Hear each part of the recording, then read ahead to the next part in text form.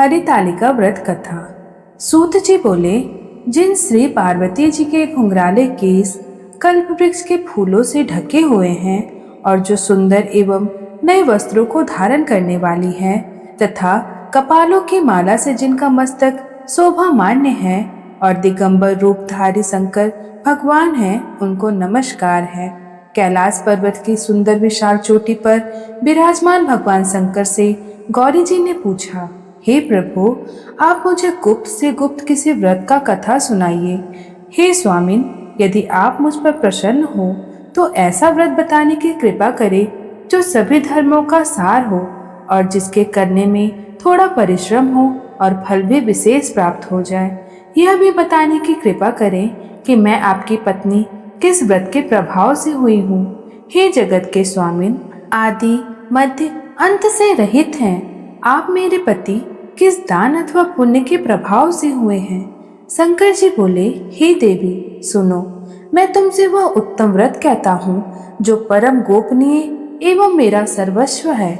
वह व्रत जैसे कि ताराओं में चंद्रमा, ग्रहों में सूर्य, वर्णों में ब्राह्मण, सभी देवताओं में विष्णु, नदियों में जैसे गंगा, पुराणों में महाभारत, वेदों में सामवेद, इंद्रियों में मन जैसे श्रेष्ठ समझे जाते हैं, वैसे ही पुराण एवं वेदों का सर्वस्व इस व्रत के शास्त्रों में कहा है। उसे एकाग्र मन से श्रवण करो। इसी व्रत के प्रभाव से ही तुमने मेरा अर्धासन प्राप्त किया है। तुम मेरी परम प्रिया हो, इसी कारण वह सार व्रत में मैं तुम्हें सुनाता हूँ। भादो का महीना हो, शुक्ल पक्ष की तृतीया तिथि हो, हस्त नक्षत्र हो, उसी दिन इस व्रत के अनुष्ठान से मनुष्यों के सभी पाप भस्मीभूत हो जाते हैं। हे देवी सुनो, जिस महान व्रत को तुमने हिमालय पर्वत पर धारण किया था वह सबका सब पूरा वृतांत मुझसे श्रवण करो। श्री पार्वती जी बोली, भगवान, वह सर्वोत्तम व्रत मैंने किस प्रकार किया था यह सब ही महेश्वर मैं आपसे सुनना चाहती हूँ। शिव जी बोले, हिमालय नामक एक उत्तम महान पर्वत है। नाना प्रकार की भूमि तथा वृक्षों से वह शोभा मान्य है। अनेकों प्रकार के पक्षी वहाँ अपने मधुर बोलियों से उसे शोभामान्य कर रहे हैं एवं चित्र विचित्र मृगादिक पशु वहाँ विचरते हैं। देवता, गंधर्व, सिद्ध, चारण एवं गृहक प्रसन्न होकर वहाँ घूमते रहते हैं। गंधर्व वर्जन गायन करने में मग्न रहते हैं। नाना प्रकार के वैंडूर्य मणियों तथा सोने की ऊंची ऊंची चोटियों रूपी भुजाओं से आकाश पर लिखता हुआ दिखाई देता है। उसका आकाश से स्पर्श इस प्रकार से है जैसे कोई अपने मित्र के मंदिर को छू रहा हो। वह बर्फ से ढका रहता है। गंगा नदी की ध्वनि से वह सदा सप्तायामन रहता है। हे पार्वती, तुमने वहीं बाल्य अवस्था में 12 वर्ष पर्यंत कठोर तप किया, अधोमुख होकर केवल धूम्रपान किया, फिर 64 वर्ष पर्यंत पक्के पक्के पत्ते खाए, माघ महीने में जल में खड़ी हो तप किया और बैसाख की अग्नि का सेवन किया। सावन में अन्नपान का त्याग कर दिया, एकदम बाहर मैदान में जाकर तप किया। तुम्हारे पिताजी तुम्हें इस प्रकार के कष्टों को देखकर घोर चिंता से व्याकुल हो गए। उन्होंने विचार किया कि यह कन्या किसको दी जाए। उस समय ब्रह्मा जी के पुत्र परम धर्मात्मा श्रेष्ठ मुनि श्री नारद जी तुम्हें देखने के लिए वहां आ गए। उन्हें अर्घ आसन देकर हिमाचल ने उनसे कहा, हे श्रेष्ठ मुनि, आपका आना शुभ हो। बड़े भाग्य से ही आप जैसे ऋषियों का आगमन होता है। कहिए, आपका शुभागमन किस कारण से हुआ। श्री नारद मुनि बोले, हे पर्वतराज सुनिए, मुझे स्वयं विष्णु भगवान ने आपके पास भेजा है। आपकी यह कन्या रत्न है। किसी योग्य व्यक्ति को समर्पण करना ही उत्तम होगा। संसार में ब्रह्मा, इंद्र, शंकर इत्यादि देवताओं में वासुदेव श्रेष्ठ माने जाते हैं। उन्हें ही अपनी कन्या देना उत्तम है। मेरी तो यही सहमति है। हिमालय बोले, देवाधिदेव वासुदेव यदि स्वयं ही जब कन्या के लिए प्रार्थना कर रहे हैं और आपके आगमन का भी यही प्रयोजन है तो अपनी कन्या उन्हें ही दूंगा। ये सुनकर नारद जी वहां से अंतर ध्यान होकर शंख, चक्र, गदा, पद्मधारी श्री विष्णु जी के पास पहुँचे। नारद जी बोले, हे देव, आपका विवाह निश्चित हो गया है। इतना कहकर देवर्षि नारद तो चले आए, और इधर हिमालय राज ने अपनी पुत्री गौरी से प्रसन्न होकर कहा, हे पुत्री, तुम्हें गरुड़ ध्वज वासुदेव जी के प्रति देने का विचार कर लिया है। पिता के इस तरह वचन सुनकर पार्वती जी अपनी सखी के घर गई और अत्यंत दुखी होकर पृथ्वी पर गिर पड़ी और विलाप करने लगी। उन्हें इस प्रकार दुखित हो विलाप करते देख सखी ने पूछ लिया, हे देवी, तुम्हें क्या दुख है? मुझसे कहो और तुम्हें जिस प्रकार से खुशी हो मैं निश्चय ही वही उपाय करूंगी। पार्वती जी बोली, सखी, मुझे प्रसन्न करना चाहती हो तो मेरी अभिलाषा सुनो।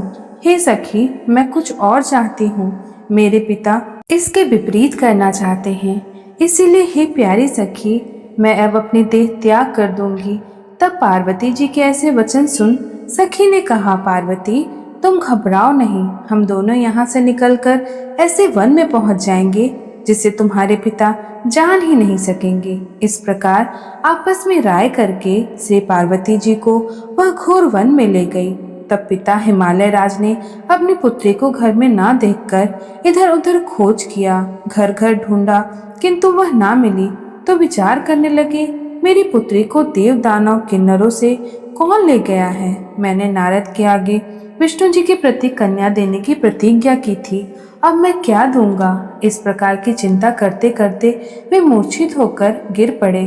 तब उनकी ऐसी अवस्था सुनकर हाहाकार करते हुए लोग हिमालय राज के पास पहुंचे और मूर्छा का कारण पूछने लगे।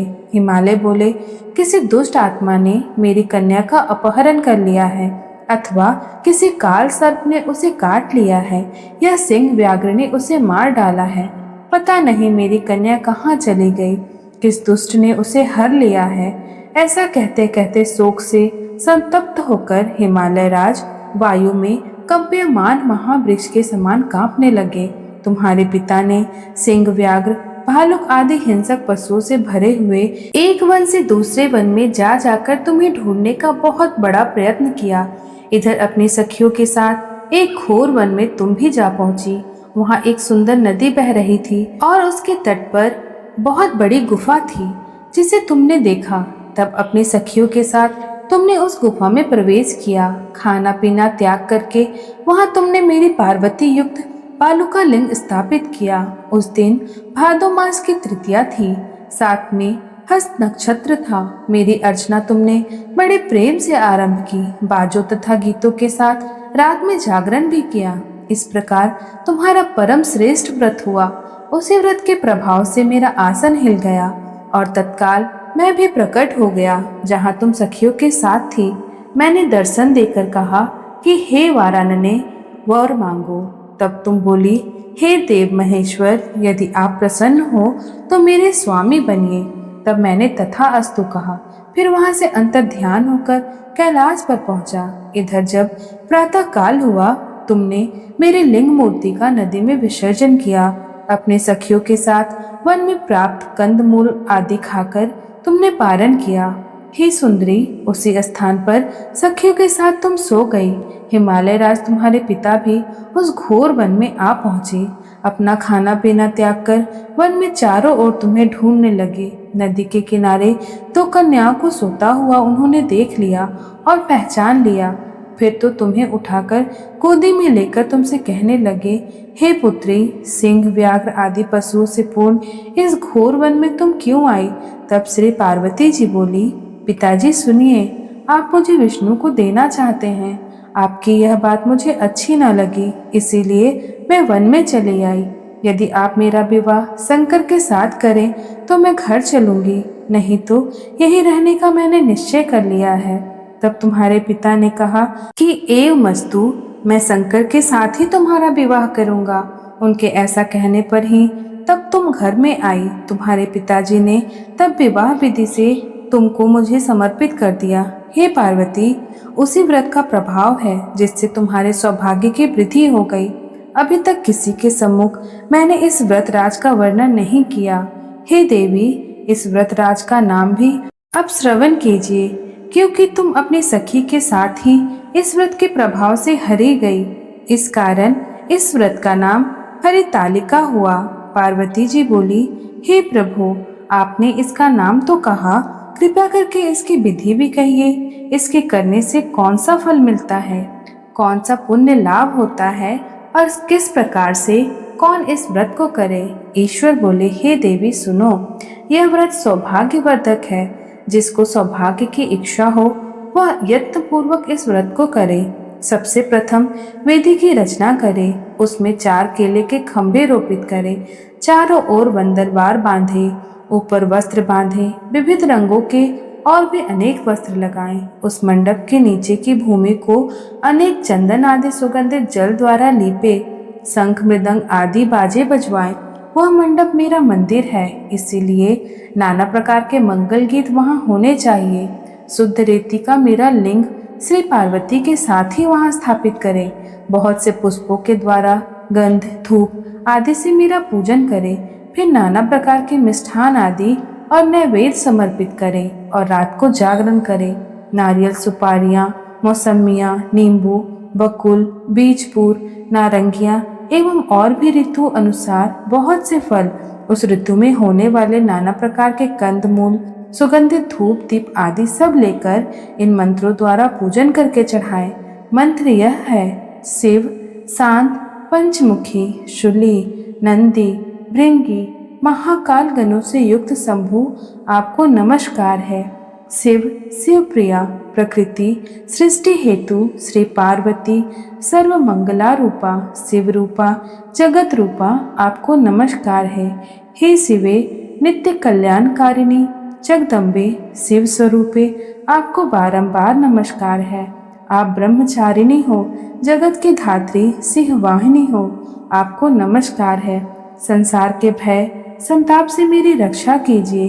हे महेश्वरी पार्वती जी, जिस काम के लिए मैंने आपकी पूजा की है, हमारी वह कामना पूर्ण करे, राज्य सौभाग्य एवं संपत्ति प्रदान करे। शंकर जी बोले, हे देवी, इन मंत्रों तथा प्रार्थनाओं द्वारा मेरे साथ तुम्हारी पूजा करे और विविध पूर्वक कथा श्रवण करे। फिर बहुत सा अन्नदान करे, यथाशक्ति वस्त्र स्वर्ण गाय ब्राह्मणों को दे एवं अन्य ब्राह्मणों को भूयसी दक्षिणा दे। स्त्रियों को भूषण आदि प्रदान करे।